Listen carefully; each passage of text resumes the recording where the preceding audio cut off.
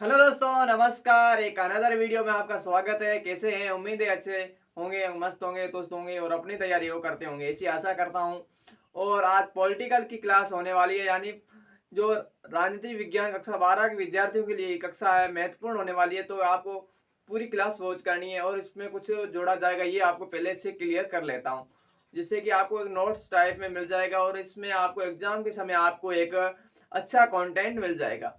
तो क्या करना है, पूरी क्लास वॉच करनी है। अगर नए हैं तो प्लीज चैनल को सब्सक्राइब कर सकते हैं और लाइक शेयर कमेंट भी कर सकते हैं। ये अपना फीडबैक भी दे सकते हैं। और आज का वीडियो थोड़ा इंटरेस्टिंग होगा, क्योंकि इसमें कुछ आपको तथ्यात्मक जानकारी भी दूंगा और इसमें कुछ ऐड भी करवाना, वो भी आपको ध्यान में होना बहुत जरूरी है। और आपको क्लास पूरी वॉच करनी है, जिससे कि आपको एक पता चले कि हाँ कि हम कहाँ तक कितने सेफ हैं। ठीक है। और आपको एक अच्छा सा कंटेंट दूंगा, जिससे कि आपको एक बोर्ड के मतलब आपको किताब का एक प्रकार से निचोड़ है। ठीक है। और इसमें आपको कोई भी आप ऐसे नहीं कह सकते कि कंटेंट में कमी है। कंटेंट में कोई कमी नहीं है। कमी होगी तो सिर्फ आपका वीडियो पूरा वॉच करना और नोट्स बनाना, ये हो सकता है। लेकिन आप अगर इस पे पूरे खरे उतरते हैं, नोट्स बनाते हैं, तो आपके लिए फायदेमंद होने वाला है। और मैं ऐसी आशा आपसे करता हूँ। तो आज का वीडियो शुरू करेंगे देरी किए बगैर, क्योंकि समय बहुत कीमती है। तो समय पर अपन को चलना बहुत जरूरी है। पॉलिटिकल की क्लास काफी दिन से नहीं आ रही थी, लेकिन आज आपकी क्लास मैं ले रहा हूँ, तो पूरा वीडियो वॉच कर ना। ठीक है। आज का टॉपिक रहेगा, यानी कक्षा 12 पाठ चौथा, सत्ता के वैकल्पिक केंद्र की इसका भाग होने वाला तीसरा। दो भाग पहले दे चुका हूं। और ये क्लास आपके एक भाग में एक वीडियो और लाऊंगा, जिससे कि उसमें कंप्लीट कर दूंगा, यानी सत्ता के वैकल्पिक केंद्र ये भी चैप्टर आपका चौथा भी पूरा पूरा हो जाएगा। ठीक है। और राजनीति विज्ञान आरबीएससी हो या एनसीईआरटी जिस भी राज्य में हो, उसके लिए क्लास महत्वपूर्ण है। और आज का टॉपिक है आसियान के स्तंभ है, यानी आसियान जो संघ के बारे में पहले मैं प्रीवियस क्लास में बात कर चुका हूँ। आज आसियान के 3 स्तंभ है, उसके बारे में बात करूंगा। कौन कौन से? पहला है आसियान सुरक्षा समुदाय, यानी आसियान के 3 स्तंभ है, उसमें से पहला है आसियान सुरक्षा समुदाय। हेडिंग डाल देनी है। उसके बाद में इसमें लिखना है कि इसके उद्देश्य क्या है। उद्देश्य की बात करें तो इसका उद्देश्य है क्षेत्रीय जो विवाद है, या फिर झगड़े होते हैं और या फिर आपसी जो मन मुटाव आता है, ऐसे मुद्दों उनके मुद्दे जो है उनको क्या करना, उनको निपटने का कार्य कौन करता है? आसियान सुरक्षा समुदाय। यानी जो ये 3 स्तंभ बनाए गए, ये क्या करता है? क्षेत्रीय जो विवाद होता है, क्षेत्रीय विवाद मतलब किसी भी क्षेत्र में विवाद किसी प्रकार हो जाता है, या फिर झगड़े हो जाता है, या फिर आपसी एक दूसरे के प्रति मन मुटाव आ जाता है एक दूसरे के देश के प्रति, तो ये क्या करता है? ये इनको मतलब ऐसे मुद्दों को क्या करता है? इनको निपटने का काम ये कौन करता है? ये आसियान सुरक्षा समुदाय काम करता है। तो ये मैं समझता हूँ कि यहाँ तक आपने लिख लिया होगा। इसका ये उद्देश्य हो गया। दूसरा आपके जो आसियान का स्तंभ है, वो है आसियान आर्थिक समुदाय।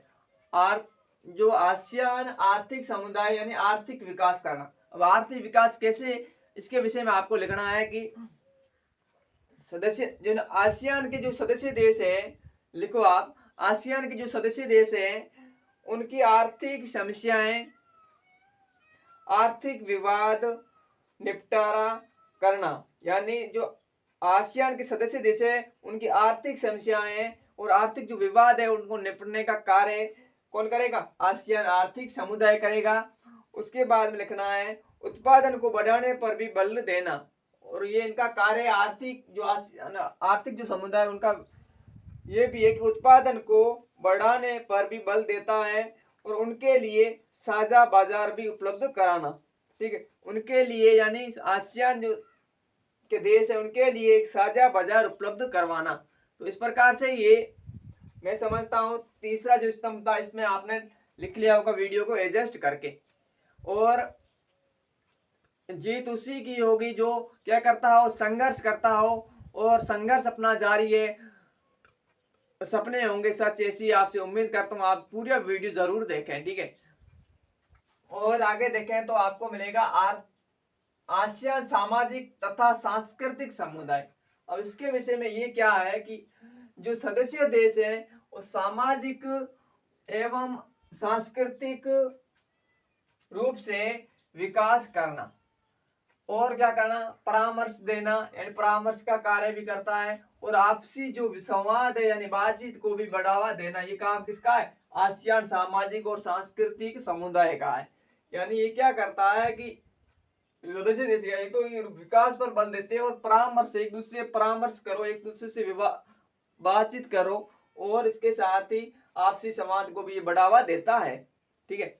और आपको इसके अलावा एक पॉइंट है आपके डालना है कि नोट डाल के लिखना है कि आसियान शैली क्या है। अब आसियान शैली क्या है, आसियान शैली की बात करें, जो आसियान के सदस्य देश हैं उन सदस्य देशों ने अपने अनौपचारिक, ये क्या, अनौपचारिक, टकराव रहित, सहयोगात्मक मेल मिलाप को ही, मेल मिलाप की नीति क्या कहलाती है, आसियान शैली कहलाती है। यानी आसियान के जो सदस्य देश है उन सदस्य देशों ने अनौपचारिक रूप से टकराव रहित, यानी टकराव के बिना, सहयोगात्मक यानी सहयोग और मेल मिलाप, मिलना की जो नीति अपनाई वो क्या कहलाई, आसियान शैली कहलाई। आगे लिखने हैं आसियान के सदस्य देश कितने हैं, पहले बात कर चुका हूं, 10 है इसके आसियान के सदस्य देश। ठीक है। अब कौन कौन से हैं, पहला इंडोनेशिया है, दूसरा मलेशिया, तीसरा फिलीपींस, सिंगापुर, पांचवा थाईलैंड, छठवां ब्रुनेई, और सातवां वियतनाम, और आठवां लाओस, और नौवां म्यांमार, 10वां अंतिम है वो है कंबोडिया। तो इस प्रकार से ये थे 10 इसके सदस्य देश। अब आपकी टॉपिक डालना है आपको चीनी अर्थव्यवस्था, चीन की अर्थव्यवस्था, उसके विषय में देखना है कि चीन को एशिया का अजगर कहा जाता है। यानी एशिया का अजगर, आपको एक नंबर का प्रश्न पूछा जा सकता है कि एशिया का अजगर किसे कहा जाता है, तो चीन को एशिया का अजगर कहा जाता है। ठीक है। सबसे क्यों कहा जाता है, क्योंकि सबसे बड़ी अर्थव्यवस्था किसकी है, चीन की है, सबसे बड़ी अर्थव्यवस्था चीन की है। और चीन के संबंध में देखें, साम्यवाद जो क्रांति हुई 1949 में, वो माओ त्से तुंग के नेतृत्व में हुई। इसमें क्या हुआ, आर्थिक विकास में क्या हुई, वृद्धि हुई। कब हुई, 1978 में। ठीक है। और यूएसए यानी अमेरिका को छोड़कर 2040 में चीन है, यानी पहले स्थान पर चीन आ जाएगा। यानी जो ये अर्थव्यवस्था है इसमें 2040 में, ठीक है, 2022 चल रहा है, 2040 में क्या होगा, चीन प्रथम स्थान पर होगा। ये आपको ध्यान रखना है। उसके बाद में अगर ये तो लिख लिया, उसके बाद में अगर चीन की आर्थिक विकास वृद्धि का मतलब आर्थिक जो विकास हुआ उसकी वृद्धि मतलब बढ़ी, उसके क्या प्रमुख कारण थे उसके विषय में देखें तो आपको मिलेगा, आपको उसके विषय में क्या मिलेगा देखना है। विशाल आबादी, आप सभी को पता है कि चीन विश्व की विशाल आबादी किस देश में सबसे ज्यादा जनसंख्या है, चीन में ही है। ठीक है। यानी विशाल आबादी इसका प्रमुख कारण था विकास का, वृद्धि होने का कारण। उसके बाद में विशाल भूभाग, यानी इसके पास विशाल है यानी बड़ा भूभाग, यानी भूमि इनके क्षेत्र इनके पास अधिक है, ये भी आपको ध्यान होना बहुत जरूरी है। और आगे देखें तो आपको संसाधनों की उपलब्धता, यानी इनके पास पर्याप्त संसाधन है, इनके पास किसी भी प्रकार के संसाधन की कमी नहीं है, यही एक प्रमुख विकास में वृद्धि करने का एक कारण हो सकता है। यानी संसाधन इनके पास बहुत अधिक है, यानी वो भी एक महत्वपूर्ण रोल निभाते हैं। उसके बाद इनका राजनीतिक पर इनका प्रभाव, मतलब इनके राजनीतिक क्षेत्र है, यानी जो भी है मतलब जैसे कि वीटो में भी इनका हाथ है, तो इनका एक राजनीतिक प्रभाव है एक प्रकार से, ये अपना आप एक राजनीतिक प्रभाव हो सकता है। उसके बाद में देखें, नोट डालना है कि चीन ने निर्यात अधिक किया। निर्यात का मतलब भेजना दूसरे देश में, दूसरे कंट्री में, दूसरे राज्य में। ठीक है। और आयात इन्होंने कम किया, यानी आयात खरीदा कम लेकिन बेचा अधिक। ठीक है, ये आपको ध्यान रखना है। और आगे देखें, और इसके साथ इन्होंने खेती विकास करने का एक प्रमुख जो इनका एक था वो था खेती। इन्होंने क्या किया, खेती की, और खेती से इन्होंने क्या किया, पूंजी यानी धन की प्राप्ति की, जिससे क्या हुआ, इन्होंने सरकारी उद्योगों में भी खर्च कर लिया। मतलब खेती से इन्होंने पूंजी प्राप्त की, इन्होंने वहां से इन्होंने उद्योग खड़े किए सरकारी, वहां से इन्होंने इनको खर्च वहां पर भी इन्होंने इन्वेस्ट किया यानी खर्च किया। इस प्रकार से ये नोट्स टाइप मैंने बता दिया। आपको क्या लिखना है, पहले लिखना है कि आसियान के स्तंभ लिख लिया, कितने हैं, 3 है। उसके बाद में लिखना है आसियान सुरक्षा समुदाय, उसके आगे उद्देश्य, उसके बाद में ये इतना मटेरियल यहाँ तक डाल देना है।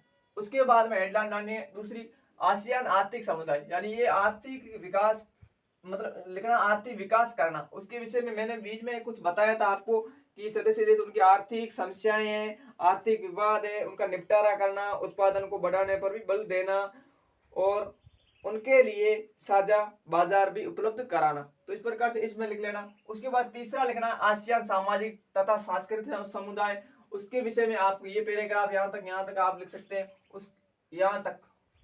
उसके बाद में डालना है नोट, और उसके बाद में आसियान शैली क्या है उसके विषय में, आसियान शैली के विषय में ये यहाँ तक लिख सकते हैं कि ये आसियान शैली है। उसके बाद आसियान के सदस्य देश कितने हैं, तो 10 है, तो 10 कौन कौन से, तो ये बता देना, इतना पैराग्राफ। उसके बाद में चीनी अर्थव्यवस्था, और चीनी अर्थव्यवस्था के विषय में मैंने बताया एशिया का अजगर चीन को कहा जाता है, सबसे बड़ी अर्थव्यवस्था चीन की है। और इस प्रकार से ये आप कंटेंट डाल सकते हैं। और उसके बाद नेक्स्ट पॉइंट रहेगा वो रहेगा आपका चीन की आर्थिक विकास वृद्धि का प्रमुख कारण क्या है, तो आप ये 4 कारण ये दे सकते हैं। उसके बाद थोड़ा नोट डाल के ये नीचे ये पैराग्राफ डाल सकते हैं। तो इस प्रकार से ये आपका एक सुव्यवस्थित नोट्स टाइप हो जाएगा, जिससे कि आपको बोर्ड एग्जाम में फायदा होगा। क्योंकि मेरा तो एक मकसद है कि आपको अच्छा कंटेंट दूं, लेकिन आप सपोर्ट दिखाएंगे तो जरूर कामयाब होंगे। क्योंकि मेरे एक की वजह से ये ग्रोथ नहीं हो सकती, क्योंकि अगर आप सहयोग करेंगे तो जरूर कामयाब होंगे, इसी में आपसे उम्मीद करता हूँ। और उम्मीद अपनों से की जाती है, और अपने आप होकर इस चैनल को आगे बढ़ाइए, जिससे कि और से और विद्यार्थी लाभान्वित हो सके। ऐसे जरूरतमंद और कई विद्यार्थी रखते हैं जो 90+ या फिर 95+ भी रखते हैं, तो वो मादा रखते हैं। तो वो ये कंटेंट और प्लस किताब को पढ़ते जाए, रीडिंग मारते जाए और बार बार रिवीजन करें, जिससे कि आपका बोर्ड एग्जाम तक आपका एक अच्छा एक लेवल बन जाएगा। ठीक है, और ज्यादा कुछ कहूंगा नहीं, अगर नहीं है तो प्लीज किसी ने पूरा वीडियो देखा है तो वो चैनल जरूर सब्सक्राइब करें, और बेल आइकन जो घंटा है उसको दबाना ना भूलें, जिससे कि आने वाला वीडियो को नोटिफिकेशन मिलेगा। लाइक शेयर कमेंट भी करते रहेंगे। मिलूंगा नेक्स्ट वीडियो में, तब तक के लिए जय हिंद, वंदे मातरम।